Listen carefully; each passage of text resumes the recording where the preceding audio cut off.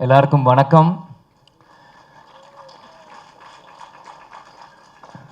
ரொம்ப சந்தோஷமா இருக்கு இந்த மேடையில் வந்து நான் இங்கே நிற்கிறது. ஒரு ஹீரோவோட அண்ணனா வரல, சண்முகப்பாணியோட ரசிகனா இங்கே வந்து நான் நிற்கிறேன். அதனால் ஏன்னா ஷம்முவை பற்றி சொல்லணுன்னா 2012 நடிச்சிட்டு இருக்காப்புல. ஸோ 2012 இன்றைக்கி நீங்கள் பார்த்தீங்கன்னா கிட்டத்தட்ட ஒரு 13 வருஷம் ஜேர்னி ஷம்முக்கு. இந்த 13 வருஷம் ஜேர்னியில் வந்து நிறைய விஷயம் எங்களுக்கு வந்து லைஃப்பில் கற்றுக் கொடுத்துருக்காங்க. இந்த 13 வருஷத்தில் நம்ம எத்தனையோ ஹீரோ வேணால் பார்த்துருக்கலாம், எத்தனையோ படம் பண்ணியிருக்காங்க. ஆனால் இது ஷம்முவோட 4வது படம் தான். ஏன் இப்படின்னா, நடுவில் அவங்க எல்லாருக்கும் தெரியும், அப்பா கொஞ்சம் உடல்நிலை சரியில்லாதப்போ அப்போ சகாப்தம் ஷம்மு பண்ணான்.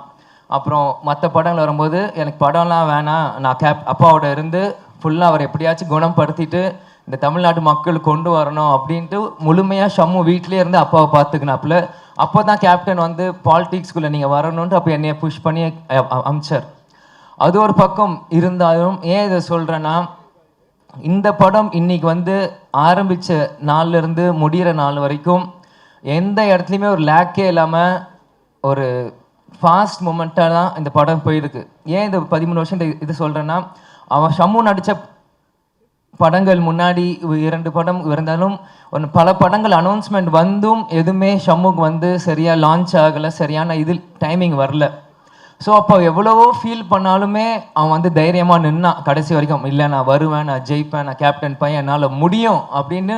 இந்த 13 வருஷமும் எத்தனையோ பேர் அவன் கூட நடிகர்கள், அவன் ஃப்ரெண்ட்ஸ் எத்தனையோ பேர் வந்தாலும் அந்த பேஷன்ஸ் அவனுக்கு இருந்தது. இந்த நேரத்தில் நான் வந்து முகேஷ் பிரதருக்கும் ஸ்டார் சினிமாஸ்க்கும் நான் நன்றி சொல்கிறேன். ஏன்னா நான் ஸ்டாப்பாக ஒரு ப்ராஜெக்ட் ஆன் பண்ணால் இப்போ இருக்கிற ஒரு சினாரியில் எல்லா படமுமே இன்றைக்கி வந்து கஷ்டப்படுற நேரத்தில் இந்த படத்தை வந்து கேப்டனுக்கு ஒரு ஷம்முக்கு வந்து கண்டிப்பாக ஒரு பெரிய லான்ச்சாக இருக்கணும் இந்த ப்ராஜெக்ட் எடுத்து டே 1லேருந்து இது வரைக்கும் அவர் பண்ணியிருக்கார். அதனால் ஃபஸ்ட்டு என்னோடய வாழ்த்துக்களும் நன்றிகளும் முகேஷ் சார் அவருக்கு நான் இந்த இடத்துல நான் சொல்லிக்கிறேன். பிறகு இந்த படம் அனௌன்ஸ்மெண்ட் வந்தோடனே நான் ஃபஸ்ட்டு ஷம்மு வந்து முகேஷ் வந்து ஷம்முகிட்ட சொன்ன வந்து அடுத்த படம் இந்த மாதிரி பொன்ராம் சார் பண்ணுறாரு, அவர் தான் வந்து இன்ட்ரெஸ்டாக இருக்கார் ஷம்முக்கு பண்ணோன்னே எனக்கு ரொம்ப ஹாப்பி. ஏன்னா நம்ம எல்லாருமே அந்த டைமில் வந்து சிவகார்த்திகேயன் நடிக்கிறப்போ நாங்களாம் காலேஜ் படிக்கிறப்போ நாங்களாம் அப்போ போயிட்டுருப்போம் படத்தை பார்க்கும்போது பொன்ராம் சார் பார்க்குறப்போ எனக்கு சந்தோஷம். சரி, ஷம்முக்கு வந்து ஒரு ரெப்யூட்டட் டைரக்டர் வராங்க, ஒரு நல்ல கதை வருது, வரும்போது ரொம்ப ஹாப்பி. ஸோ கண்ணை மூடிட்டு பண்ணு இந்த சப்ஜெக்டை அப்படின்னு நான் ஃபஸ்ட்டு ஷம்முகிட்ட சொன்னேன். அப்புறம் நெக்ஸ்ட்டு யார் நடிக்கிறார் அப்படின்னா பொன்ராம் சார் சொல்லிட்டாரு, இந்த மாதிரி கண்டிப்பாக சரத்குமார் சார் இருக்கணும் அப்படின்னு கண்டிப்பாக சொன்னார்.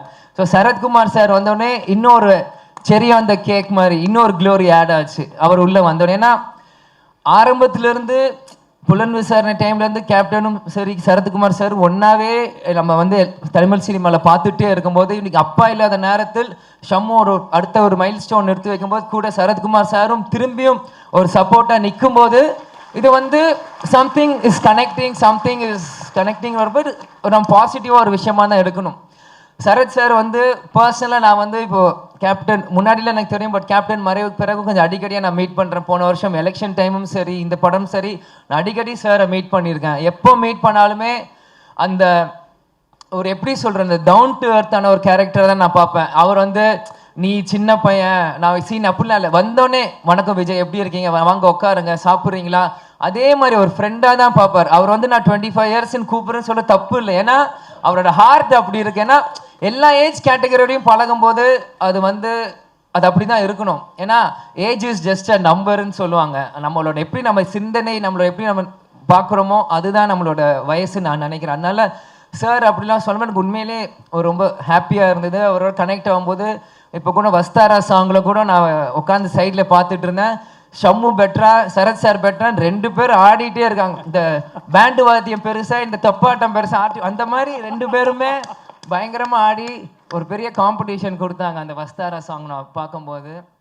அப்புறம் யுவன் அண்ணன் நான் வந்து ஃபஸ்ட்டு டைம் அவரோட ஸ்க்ரீனில் நான் பார்க்கும்போது கேப்டன் நடித்த Alexander BGM score by Yuvan Shankar Raja அப்படின்ட்டு வந்தது. அதுக்கப்புறம் இன்றைக்கி தான் நான் ஃபஸ்ட்டு அண்ணன் யுவன் சங்கர் அண்ணனோட மீட் பண்ணுறேன். இன்றைக்கி தான் நான் பேசுகிறேன். பேசினோடனே உடனே கனெக்ட் ஆகிட்டாரு. நாங்கள் நிறைய விஷயம் ஷேர் பண்ணுவோம் கொஞ்ச நேரத்தில். எல்லார் மாதிரியும் சின்ன வயசுலேருந்து ஸ்கூல் டைம்லேருந்து அவர் சாங் கேட்குறதுலேருந்து அவர் வந்து மியூசிக்கால் கனெக்ட் ஆனார். ஏன்னா கேப்டன் வந்து ஃபஸ்ட்டு சகாப்தம் படம் சொல்லும்போது என்ன சொன்னார்னா, ஃபஸ்ட்டு படம் ஷம்மு நடித்தார்னா அது இளையராஜா சார் ஃபேமிலியிலேருந்து ஒருத்தர் வாசிக்கணும் அப்படின்னு சொன்னாங்க. ஸோ அந்த மாதிரி சகாப்தம் பார்த்தீங்கன்னா நீ கார்த்திக் ராஜா சார் வாசித்தார். செகண்ட் படம் ஷம்முக்கு கொம்பு படைத்தலைவன் பார்த்தீங்கன்னா இளையராஜா சார் வாசிச்சார். இப்போ மூணாவது கொம்பு சி பார்த்தீங்கன்னா யுவன் சங்கர் ராஜா சார் வாசிக்கிறார். ஸோ கேப்டன் நினச்ச ஆசை ஃபஸ்ட்டு 3 படத்தில் ஷம்முக்கு நடந்துருச்சு. ராஜா சார் ஃபேமிலியிலேருந்து தான் ஃபஸ்ட்டு 3 படமே இசை அமைக்கணும் அப்படின்னு 3மே வந்துருச்சு. அதனால அது உண்மையிலேயே ஏன்னா அவங்க பவதரணி அவங்க கூட சகாப்தத்தில் பாடியிருக்காங்க.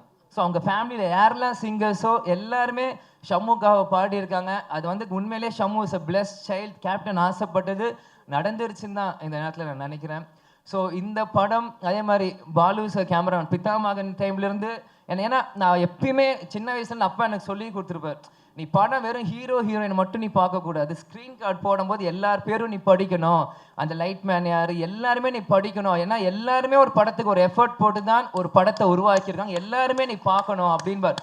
ஸோ எப்பயுமே கொரியோகிராஃபர் யார், இந்த படத்துக்கு யார், ஃபைட் மாஸ்டர் யார், எடிட்டர் யார், இந்த மாதிரி ஒன்னொன்னும் நான் எப்பயுமே ஸ்க்ரீன் கார்டு போடும்போது நான் பார்ப்பேன். அதனால் பித்தாமகன் டைம்லேருந்து பாலு சாராக இருக்கட்டும், இதே மாதிரி நம்ம எனக்கு அசார் சார் கொரியோகிராஃப் பண்ணியிருக்காங்கன்னு சொன்னாங்க, ஷெரீஃப் மாஸ்டர் பண்ணியிருக்காங்க. இந்த சாங் நாங்கள் போகும்போது நானும் அம்மாவெல்லாம் தேனி ஷூட் போயிருந்தோம். போயிட்டு இருக்கும்போது இந்த சாங் போடும்போது உண்மையிலே ஒரு பெப்பியான ஒரு நம்பராக இருந்தது. ஏன்னா ஊர் ஜனங்கர் சைடில் எல்லாருமே அன்றைக்கி ஒரு வீக்கெண்ட். ஸோ ஊர் சைடில் வீக்கெண்ட்னா ஜனங்க எப்படி இருப்பாங்கன்னு நான் உங்களுக்கு சொல்லி தெரியும்ல, பட் எல்லாருமே ஒரு மாதிரி ஹாப்பியாக இருந்தாங்க.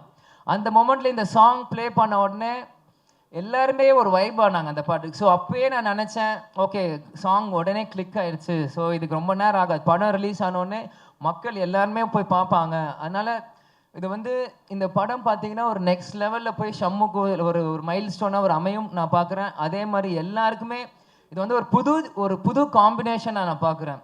ஏன்னா எல்லாருமே அவங்க இடத்துல பெரிய ஒரு விஷயம், ஆனால் இன்னைக்கு எல்லாருமே ஒரு அப்கமிங் ஹீரோக்காகவும் சேரும் போது ஒரு புது விஷயமா நான் பார்க்குறேன். ஏன்னா எல்லாருமே ஒரு பெரிய விஷயத்துக்கு பின்னாடி போவாங்க, ஆனால் இந்த எல்லாருமே ஒரு புது விஷயத்துக்காக பின்னாடி இங்கே வந்திருக்கிறதுனால கண்டிப்பாக கொம்பு சீவி வந்து ஒரு மிகப்பெரிய ஒரு கொம்பு சீவி இறங்குற மாதிரி தான் டிசம்பர் 19 வரும் அப்படின்னு நான் நம்புகிறேன். இந்த இதில் நிச்சயமாக சீரி பாஞ்சு வரப்போகுது. அண்ட் நீங்கள் பேசும்போது அம்மா கண்ணில் ஒரு 2 துளி நீர் வந்துச்சு.